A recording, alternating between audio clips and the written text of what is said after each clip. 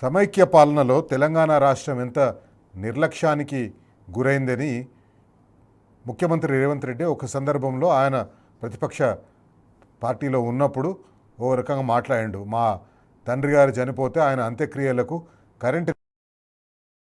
కొంచెంసేపు కరెంట్ ఇవ్వండి, కాళ్ళు కడుక్కోవడానికి స్నానాలకు నీళ్ళు లేవు అని చెప్పేసి.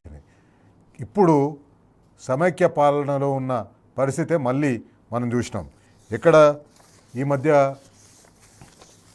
మనకు ఒక్క నిమిషం,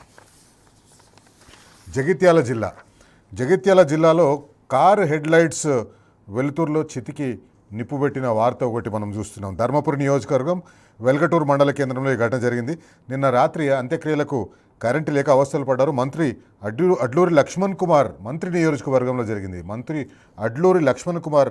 నియోజకవర్గంలో జరిగింది.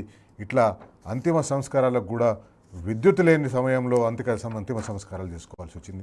ఒకసారి లాస్ట్ పంచ్.